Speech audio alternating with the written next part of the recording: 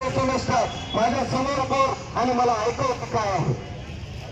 गावात जर तुम्हाला उमेदवाराला संधी द्यायची असेल, त्याला गावात यायचं असेल तर या आणि त्याचा सत्कार करा, परंतु त्याला कोणता प्रश्न विचारा तुझा नेता कार्यक्रम त्याचा की भाव किती देणार।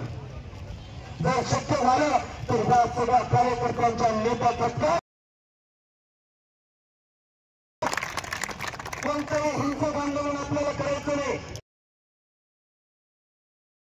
आम्हाला सांगायची गरज नाही, तेही आम्ही करू, परंतु ती वेळ ह्या वर्षी येणार नाही। त्यानंतर कारखानदार तुमच्या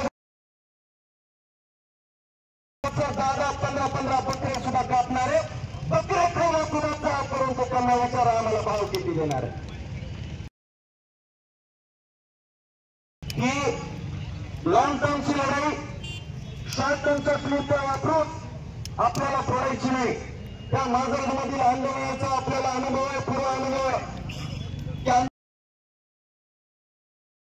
आम्हाला त्याचं समर्थन बिलकुल नाही आणि त्यावेळेस आमच्या पोरावरती गुन्हे नोंद होतात आणि गुन्हे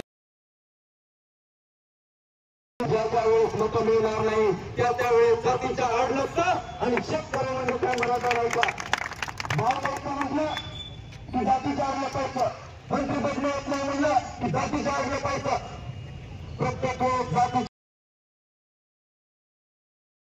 आणि भाव घेतल्याची आता मी शांत बसणार नाही। आम्ही लोक टुरिझम मध्ये येतो, आम्हाला परवडत नाही, प्रायव्हेट कारखान्यांमुळे सहकारी कारखाने धोक्यात आले, असली स्टंटबाजी आणि फेकोबाजी चालला।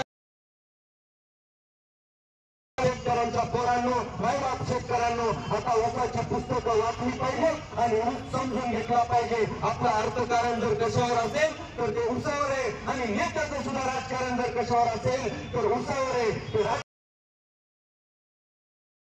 आपण तो भेटला पाहिजे आणि आपल्या सगळ्यांच्या साथीनं एक दुसऱ्याच्या मदतीनं तो आपण आणि पुढच्या टप्प्यामध्ये आपल्याला जेवढा पाहिजे तेवढा भाव सुद्धा घेऊ, परंतु आपल्याला हे एक दुसऱ्याचा सौहार्दपणे करायचंय। त्यामुळे सांगतो की एकजुटीनं राहा, नेत्यांचं ऐका, मार्गदर्शन समजून